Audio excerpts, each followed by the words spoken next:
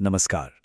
जिंदगी में कई बार ऐसे मोड़ आते हैं ना, जहां सही और गलत के बीच चुनना लगभग नामुमकिन सा लगता है। तो आज हम एक ऐसे ही प्राचीन ग्रंथ की गहराइयों में उतरेंगे जो हर मुश्किल दौर में रास्ता दिखाने की बात करता है। चलिए शुरू करते हैं। जरा सोचिए, हम कुरुक्षेत्र के मैदान में हैं। लाखों की सेनाएं आमने सामने खड़ी हैं और ठीक बीच में अपने रथ पर हैं महान योद्धा अर्जुन और उनके सारथी हैं स्वयं कृष्ण।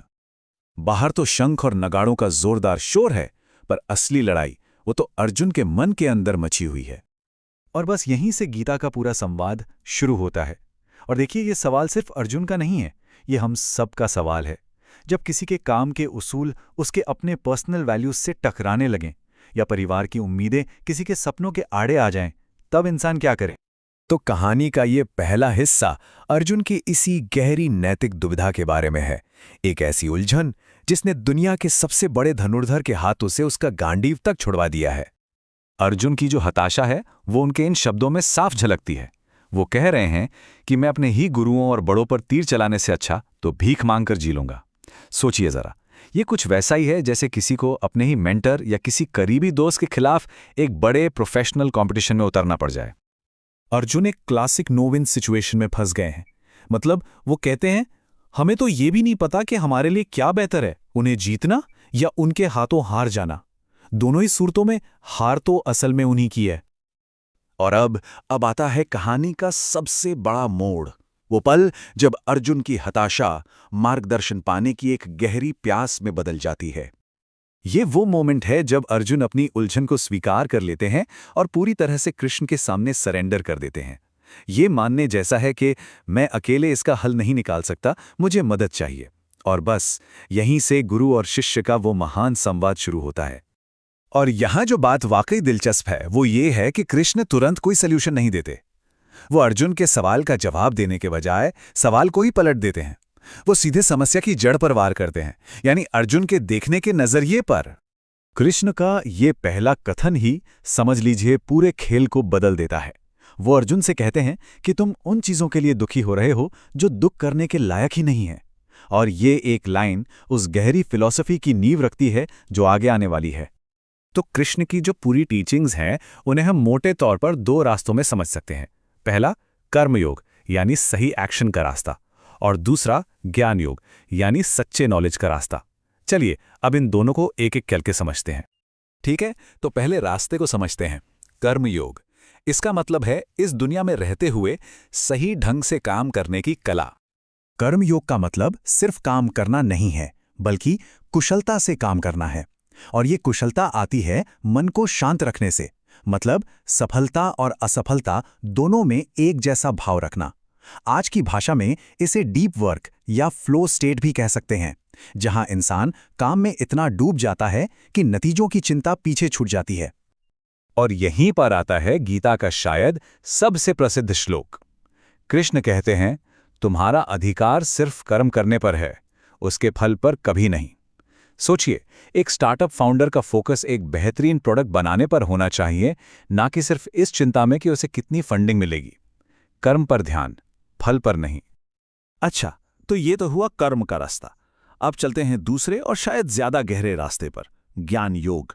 ये उस सबसे बुनियादी सवाल का जवाब देता है कि मैं असल में हूं कौन।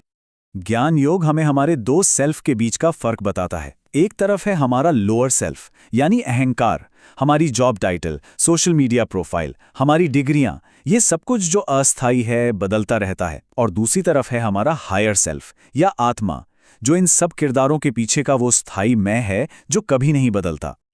अब ये बात सुनने में बहुत गहरी लगती है ना? लेकिन कृष्ण इसे एक बहुत ही सरल मिसाल से समझाते हैं। वो कहते हैं कि आत्मा के लिए शरीर बदलना उतना ही नॉर्मल है जितना हमारे लिए कपड़े बदलना। शरीर सिर्फ एक कपड़ा है, आत्मा नहीं। और जब हम इस विचार को इसके मूल पाठ में देखते हैं तो इसकी गहराई और इसकी प्रामाणिकता का एहसास होता है। मतलब ये कोई नया सेल्फ हेल्प का आइडिया नहीं है, ये हजारों साल पुराना ज्ञान है।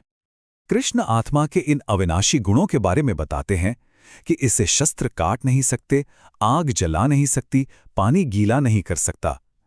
आज की इतनी तेज तर्रार और अनिश्चित दुनिया में ये समझना कि हमारे अंदर कुछ स्थायी और अटूट है, ये अपने आप में एक बहुत बड़ी ताकत है। तो सवाल यह है कि इन दोनों रास्तों पर चलकर कर्मयोग और ज्ञान योग को अपनाकर कोई इंसान आखिर बनता कैसा है। अब इस आखिरी हिस्से में कृष्ण एक ज्ञानी यानी एक स्थित प्रज्ञ व्यक्ति का चित्र खींचते हैं। और कमाल की बात यह है कि इस सेक्शन की शुरुआत भी अर्जुन के एक बहुत ही प्रैक्टिकल सवाल से होती है। वो कोई थ्योरी नहीं पूछ रहे हैं, वो पूछ रहे हैं कि ऐसा इंसान असल जिंदगी में दिखता कैसा है, उसका व्यवहार कैसा होता है। तो जवाब देने से पहले कृष्ण ये बताते हैं कि इंसान भटकता कैसे है। ये एक तरह का माइंड का रिवर्स इंजीनियरिंग है।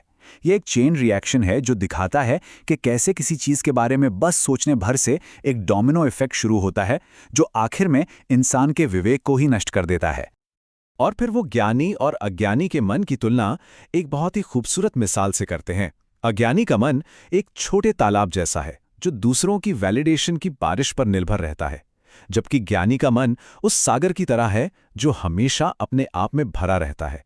उसे इस बात से फर्क नहीं पड़ता कि दुनिया रूपी नदियां उसमें क्या डाल रही हैं। उसकी शांति वो अंदर से आती है। और इस अध्याय का अंत होता है ब्राह्मी स्थिति के जिक्र के साथ। ये वो परम अवस्था है जहां इंसान सारे भ्रमों से मुक्त होकर अपने सच्चे शाश्वत स्वरूप में स्थित हो जाता है। कह सकते हैं कि ये इस आध्यात्मिक यात्रा का अंतिम लक्ष्य है।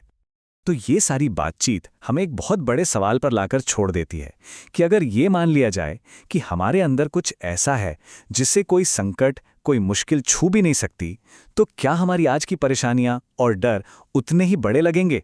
इसका जवाब शायद हर किसी के लिए अलग होगा, और उसी जवाब को खोजना शायद इस ज्ञान की असली यात्रा है।